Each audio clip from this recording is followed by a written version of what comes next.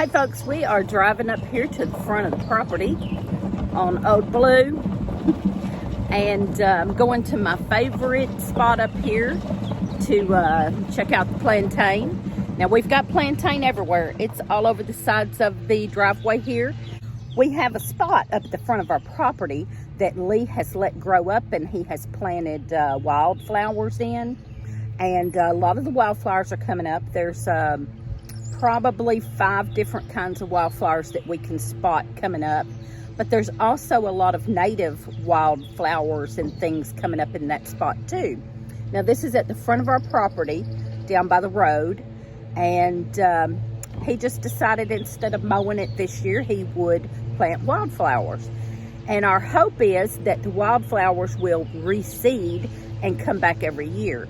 Actually, there's some right over here beside me that looks pretty good. So we may just stop right here and check this out. Okay, yeah, just what I thought. Now this is on the side of the driveway.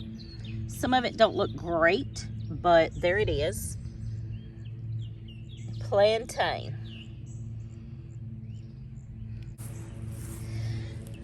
All right, that one has been run over several times, but it looks pretty good. We're gonna use this one for the moment. Now this is a smaller one. This would be good for eating. As it gets bigger, it gets fibrous and tough, you know. But you can see a distinctive characteristic is that the veins are very distinct and run all the way from the stem all the way up to the ends, and they run up the leaf. They don't spread out any at all, any which direction except straight up the leaf like that. So you can cut that up in a salad, or you can put it in a smoothie or whatever you want to do. You can dry them and make teas. They are good for so many different things. So they have lots of vitamins and minerals and are just great for a salad. The bigger they get, the more bitter they get, of course, like other plants. And I will show you a big one and how fibrous it can get, or get a little tougher. Here's probably one that would be tough. It's a little bigger. Oh yeah. Yeah, I could feel those strings really pulling that.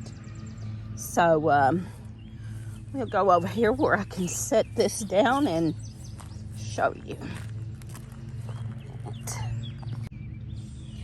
Okay, this is the plantain. Now when the leaves get bigger, you can take and pinch that and you get strings. Well, this one's not too bad either. Some of them, when they get older and tougher, those strings are really, really bad, like that.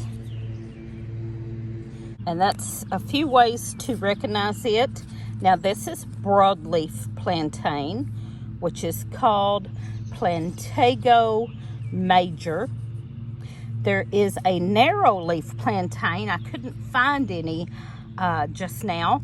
I have seen it here before, but not nearly as abundant as the broadleaf. And either the broadleaf or the narrow leaf is both the same. They're both medicinal, both edible, just alike. Just one is very narrow leafed, kind of like, oh, it would look more like that and be a narrow leaf. So this is the spot that Lee has at the front of our property. We have the big pecan trees. The house is back there. You can barely see the roof back there. Our garden is over this way where that little garden shed is. And this is at the front of the property by the road. I'm going to turn and show the road. There's the road that goes to the river bottoms.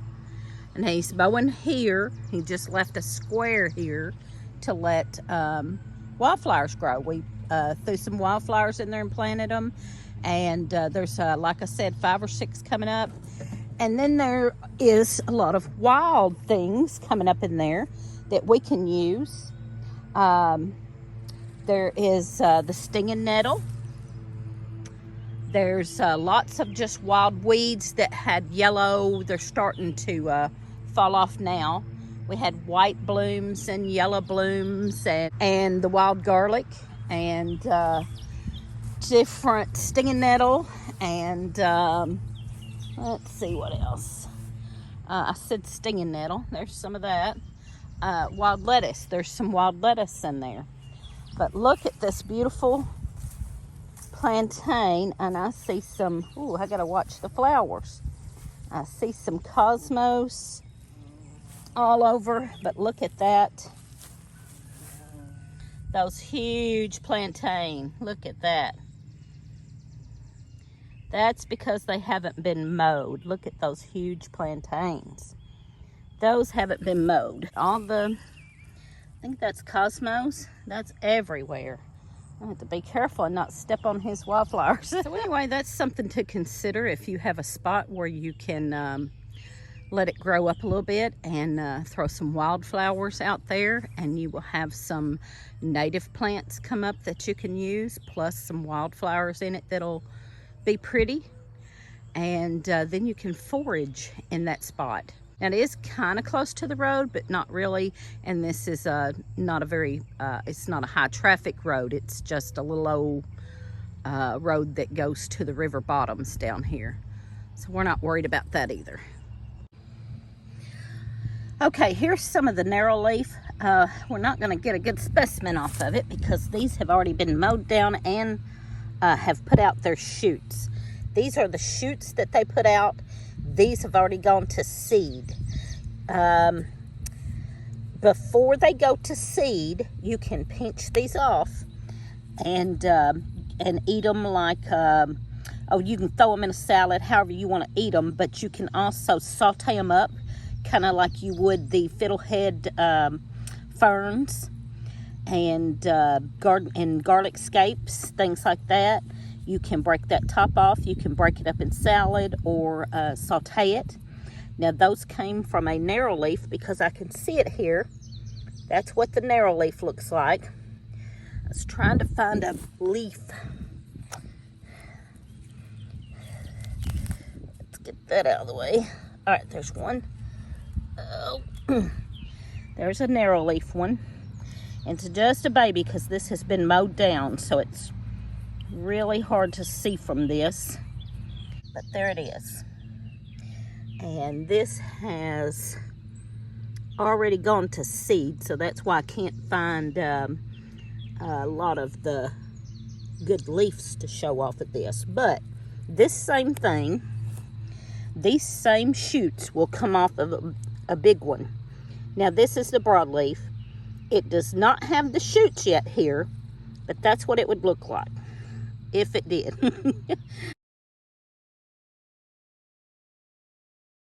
The broadleaf will start putting up shoots soon. I thought maybe I could find some that already had shoots, but I haven't. Now this stuff is all over the place. And one thing that it is good for is bites and stings. It has a drawing effect. And so if you get stung by a wasp or a bee or anything, any bite or sting, you can grab one of these, chew it up, get that juice flowing, and then take it and stick it right on that sting or bite and let it sit there for a little bit.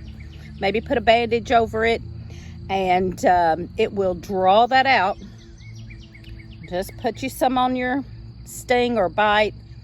It will draw that poison or whatever out and heal it up. And so there you go. There's one good way to use plantain, and there are many, many others. And I have it all in my mouth. Sorry. I'm going to gather some up and take it back to the house and start some oil for a salve. And we'll show you that, and we'll talk more about what it's good for. I want to show some right now, right beside me. I just happened to look down. I had drove a little further, and just happened to look down, and I'm like, well, there you go. I could have stopped right here the whole time. So let's turn around and look at this. So here's where I stopped, and I turned around and looked, and look at it. Just everywhere. Right beside me, over there, all up through there. Now here's one. This one's been here a while. It looks older, but if you look down in there by the root, you can see the purple. This one's very pronounced. Some of them might not have as much purple. This one looks like it's been here a while and is older and has that purple down there. And here's a leaf of that. It's got the purple at the stem, kind of a pinkish purple. They will all have that. Some of it's not as pronounced as this, but there you go. Okay, the plantain is in the house. I have washed it and I'm drying it. And just going to kind of flip through here and show you some of it. Some people will dehydrate that and use it as a tea. You can do that. You can dehydrate it, use it as a tea, especially mixed with other things that you like to use as a blend, a tea blend. That'd be great. But as soon as I get this dry, we're just going to cut it up and put it in this jar and put oil in it. And because of time, because I'm a little late getting this done and I really need to have some salve made, I'm going to go ahead and heat this in a pan on the stove and heat it up for a couple hours, low heat for a couple hours, and then use it. And so hopefully it'll be as good as, I'm going to say it's probably not going to be quite as good as letting it steep, because I usually let them steep for at least 30 days. I have let things steep as long as a year. So anyway, but we're going to try this method of heating it up this time, because I really need to get some made up. So all I'm doing is just cutting this up in little pieces. That releases some of those oils and things, juices.